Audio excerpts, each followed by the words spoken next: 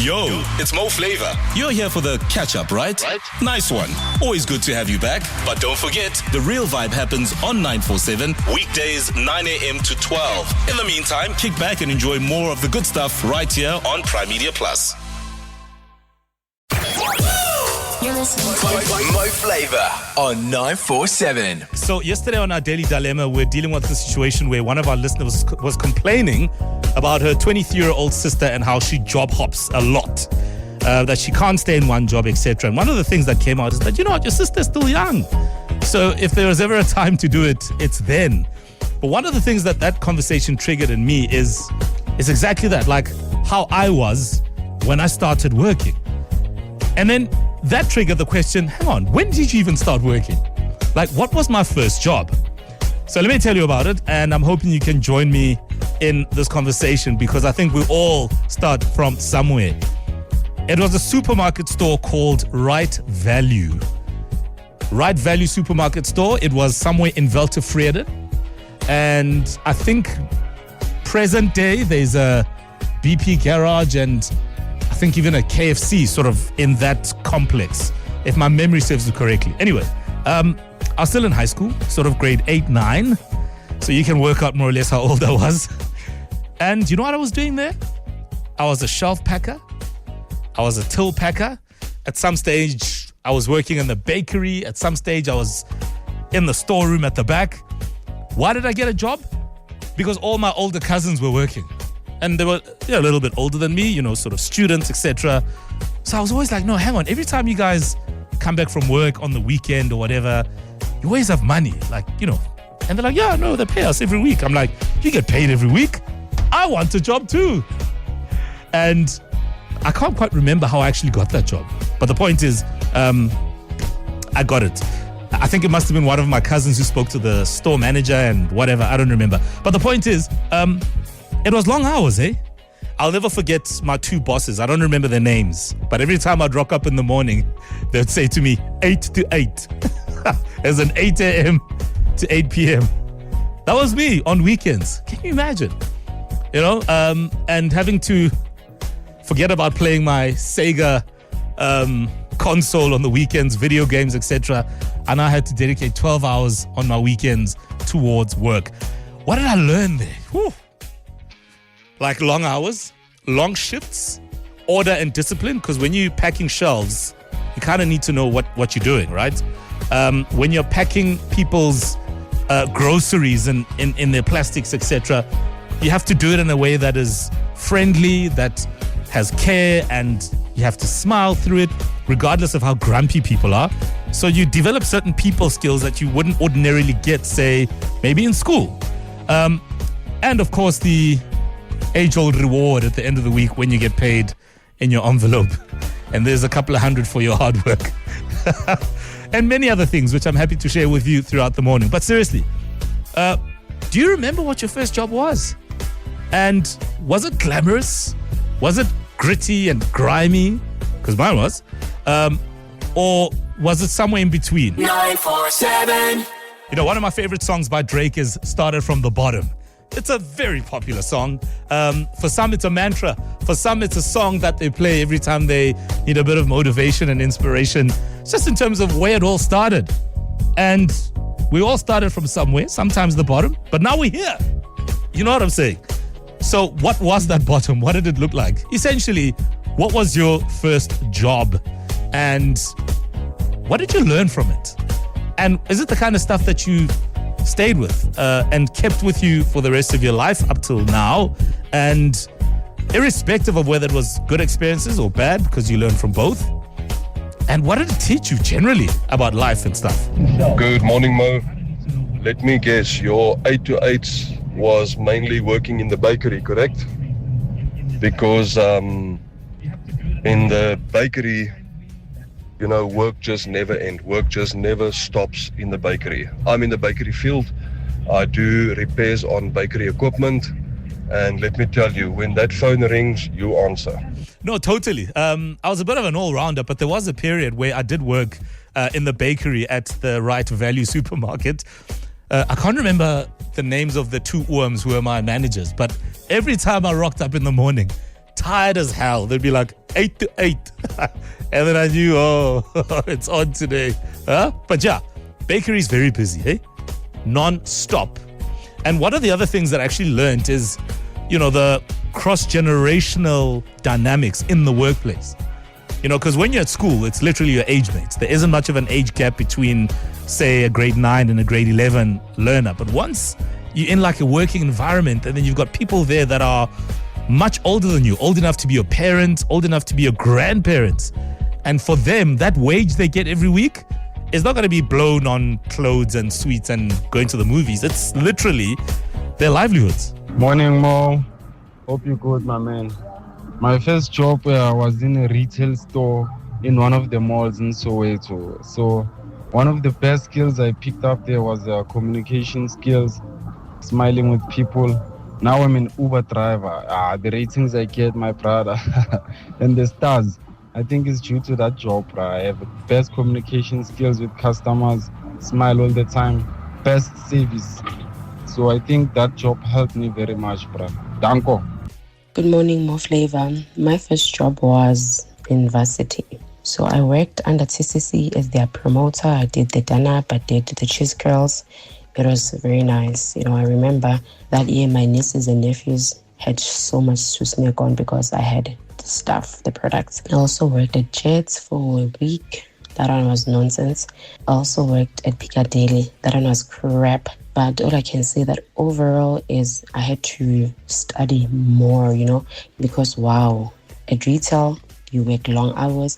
I think I remember at some point at Piccadilly, me and the manager, I was like, you need to talk. You cannot speak to me like that in front of the customers. And there was that thing where if it's out 1,000 rand, we needed to call a supervisor to help us count the money. I was like, that's ridiculous. And another thing that I was not happy with was I cannot be a runner and be a cashier. You need to decide whether I'm going to be a cashier and do that whenever I'm here, or I'm going to be a runner. But I can't do both because that is exhausting. Yeah, it sounds like you learned how to stand up for yourself. That's what I'm getting here, that nobody's going to bully you around in the workplace, etc. But yes, I remember TCC. Jeez, like half the people I knew were all doing promotions for TCC. Remember TCC, the Creative Council. They did a lot of experiential marketing, etc., brand activations. So many people that I knew when I was a student, just had a gig at TCC. Are they still there? Because last I checked, they were somewhere in Melrose. I wonder if they're still around. But yeah, anyway, interesting the things you learn from your first job. And some of those things stay with you forever, no doubt. We'll get more comments in. 947. Humble beginnings, that's what some people call them. And then you look back on where it all began and what you did with your first paycheck. Was it even a check? Was it a couple of rands, banknotes put together neatly in an envelope and be like, all right, there's your weekly effort, rewarded, be on your way. And also what you do with that money, what was it for? I'm hoping that those memories are still clear. We've got Colin in Randburg. Good morning. Yeah, good morning, Mo. How are you doing, brother? Very well, and you, Colin? Grateful to be talking to you this morning. I always wanted to, and your producer was kind enough to let me through. Thank you so much. Likewise, Colin. Do you remember how it was at the bottom? Yes, I do, Mo, because that was my first year after I finished matric. Yep. And I wanted to go to university, but I couldn't afford to. And I ended up working at a Cheshire home somewhere in Pinetown as a caretaker, just basically doing whatever needed to be done around the place, whether it was cutting grass, whether it was replacing bulbs and stuff like that. And I think the biggest take out of that, Mo, for me was the fact that it's not how you start, but how you finish. Because that's when I actually met my wife, that I know for 26 years today. Wow. And I'm still with her. Wow. So, and I own my short-term brokerage company today. Listen to that. Cutting grass of a different kind now, eh? Absolutely. You could say that, definitely. So, I mean, not all of us are gifted in terms of, manual labor or whatever. Not everybody can cut grass and fix globes and whatever. Is this something that you just had in you, or were you kind of like, This is the only place that's willing to take me. Yeah, look, it was the only place, but on the other hand, my uncle was a carpenter, and I always tagged along with him, and I learned quite a lot in the trade. I mean, to date, Mo, I'm one that's able to fabricate things in the house and turn it into something. You know, people underestimate these artisanal skills, Colin. They think they're no longer useful in the world. And I always say, no matter how big and fancy your house is, no matter how green it may be or completely automated, you still need a plumber. Absolutely, you still need a plumber. And Mo, to tell you a funny story, right? In the family, my brother-in-laws will actually call me to go do stupid things like fixing a light bulb or doing something that they can't do. They'd rather pay somebody money to actually get that done. And it should be basic techniques that we have. Absolutely, Colin. It's just basic. And how did you get paid, if at all? I mean, were you getting paid weekly, daily, monthly? It was monthly back then, Mo. I wasn't so lucky to get paid weekly. And I still remember, I think it was something like 1,300 Rand. Right. But it really kept me going because, as I said, that was my first job after matric. Sure. And there was nothing else around except for that. And I made it work. Good on you, Colin. You made it work. And you sound like somebody with great tenacity and great technique. And even your wife agrees because that's where you guys met. Brilliant. Love it. Morning, guys. So my first job was with my sisters and I for holidays. In order for us to have some spending money, we used to go and visit our cousins. My dad has a business and he, I think he gave us our first 1,000 Rand. And so outside his shop, we would then have our own table and we would be like hawkers and we would sell flip-flops and sun hats. And we would make money, reinvest, so buying more stock, which would then allow us to end up making more money. We ended up having enough money to go on holiday. Listen to that. So, often sometimes you need the money for something specific, not just purely to survive. Sometimes you need to save up for something. But look at what you learned, huh? Being able to reinvest in something. Even as adults, some of us still struggle to do that. But if you can learn it from early on in life, trust me, it does wonders for you in the future. Good morning. Interesting topic. Yes, this is your boy Lloyd from Eldos. Yeah, my first job, we used to do this casual work for the cricket through a company called Lodge Services back in the day, temp work when there's cricket at the Wanderers. We would sort of go and work, casually. However, from there I managed to score a permanent job with the same company in a security field. So you can picture me being a mall cop in Norwood Hyper. Yes, that experience taught me so much discipline. Absolutely. And it's amazing how we're all-rounders when we start off. We're trying to figure out who we are, what we can do, what we can't do, and then you kind of find your way.